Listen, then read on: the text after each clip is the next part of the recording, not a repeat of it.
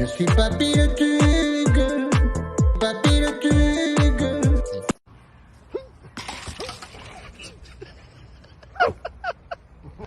Je suis papy le tugue, papy le tugue.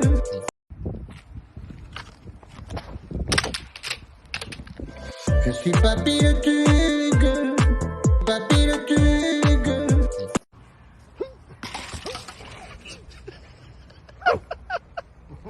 Je suis papy le tugue, papy le tugue.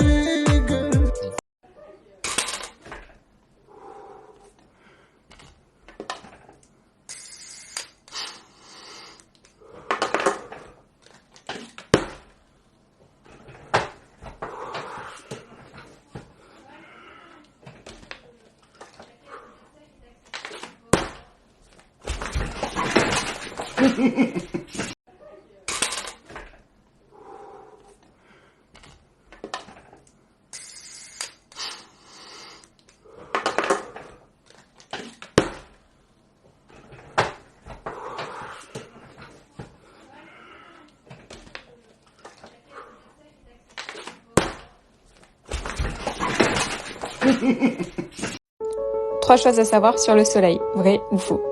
Les séances d'UV permettent de préparer la peau au soleil, faux. La crème solaire est suffisante, faux. Ne restez pas trop longtemps en plein soleil.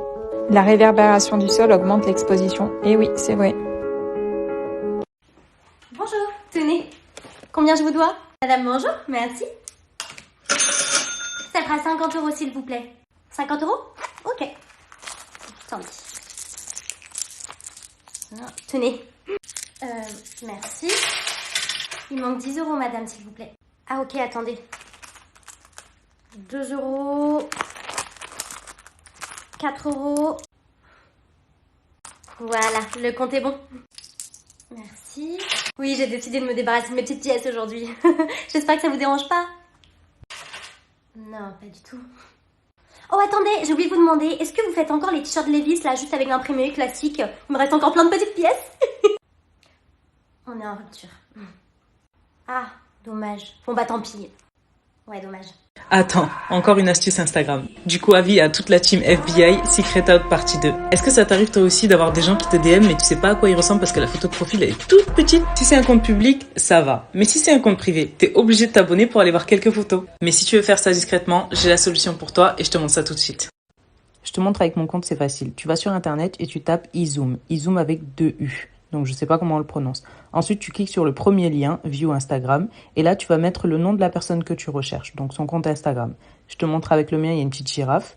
Là tu cliques, et en dessous, tu as la photo. Tadam! Voilà! Attends, encore une astuce Instagram. Du coup, avis à toute la team FBI, Secret Out partie 2. Est-ce que ça t'arrive toi aussi d'avoir des gens qui te DM mais tu sais pas à quoi ils ressemblent parce que la photo de profil elle est toute petite? Si c'est un compte public, ça va. Mais si c'est un compte privé, t'es obligé de t'abonner pour aller voir quelques photos. Mais si tu veux faire ça discrètement, j'ai la solution pour toi et je te montre ça tout de suite.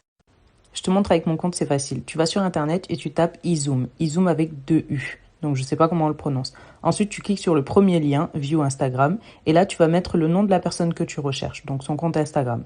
Je te montre avec le mien, il y a une petite girafe. Là tu cliques, et en dessous, tu as la photo. Tadam! Voilà! Elle mange jusqu'à 20 éponges par jour.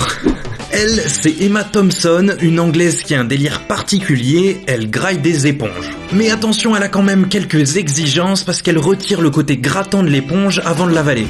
Mais par contre, elle rajoute du liquide vaisselle à la pomme pour le goût. En fait, elle souffre d'une maladie qui s'appelle la maladie de Pica, et c'est un trouble alimentaire où les gens mangent un peu n'importe quoi, comme le gars de la dernière fois qui mangeait des cailloux. N'empêche que moi, Emma, je la trouve plutôt jolie. Tu vois, si un jour on est amené à vivre ensemble, je passerai l'éponge sur ses défauts. Faut que j'enlève cette vanne au montage. Cette astuce photo va t'aider à prendre de belles photos pour toi ou pour tes potes sur Instagram. Lors de tes shootings photos, il y a 3 plans qui sont importants à prendre. Un plan large où on te voit dans ton environnement et on voit ce que tu fais. Deuxièmement, on prend rapproché, généralement 3 quarts. On voit ton outfit et on voit ton expression du visage. Et pour terminer, un plan de détail. Et tout cela, ça va permettre de raconter une histoire sur tes photos. Bonjour tout le monde, salut. Aujourd'hui, on va parler de la lecture. Faut-il être intello pour lire? Faut-il être un intellectuel pour lire? Non, pas besoin d'être un intello pour lire, tout simplement parce que la lecture, c'est c'est juste un entraînement, c'est juste une habitude, une passion, c'est savoir jouer avec les mots, savoir jouer au fait avec le sens, avec la forme des mots, avec la définition des mots, les combinaisons de mots, les jeux de mots.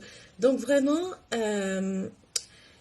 lire, c'est une passion. Voilà, c'est une passion et il n'y a pas besoin de maîtriser toutes les sciences du monde pour se plonger dans la lecture. Il n'y a même pas besoin d'avoir un bac+2 pour lire, ni même forcément un bac. Et si vous avez l'habitude de lire, vous prendrez goût à la lecture. Et vous verrez à quel point la lecture, c'est pas une question d'être un télo, c'est une question de feeling, d'inspiration, d'imagination, d'émotion et de sensation. Pourquoi et depuis quand donne-t-on des noms aux rues? C'est au Moyen-Âge, quand les villes ont commencé à s'agrandir, qu'on a commencé à donner des noms aux ponts, aux chemins, aux rues, etc. Au début, le choix du nom était lié à la localisation, à la végétation, à la population ou au commerce environnant. Dès 1600, gros changement. Sous Henri IV, les autorités se rendent compte que nommer une rue, ça ne sert pas qu'à s'orienter. C'est aussi un message politique qui permet de commémorer la mémoire ou bien de rendre hommage. Et c'est comme ça qu'est née la place Dauphine à Paris, juste derrière moi, en l'honneur du dauphin, le roi Louis XIII. Après ça, les noms de rues évoluent en fonction des régimes et des événements politiques. Après la Révolution française, les voies avec des noms de saints perdent leur dimension religieuse. Comme la rue Saint-Denis qui devient la rue de Franciade.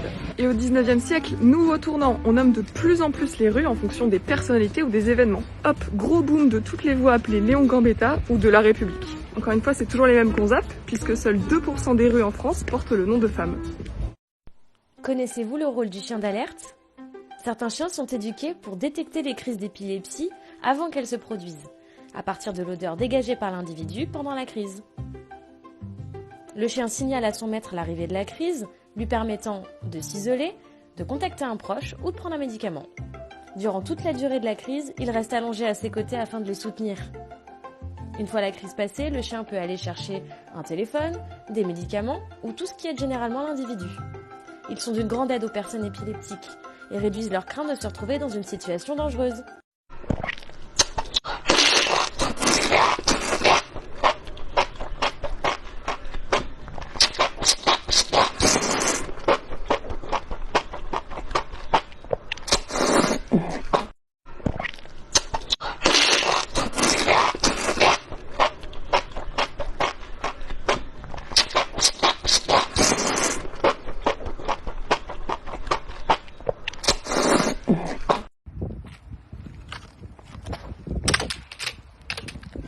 Je suis papy le tigre, papy le tigre.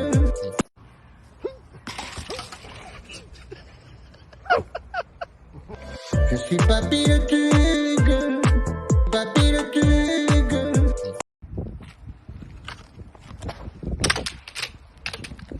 Je suis papy le tigre, papy le tigre.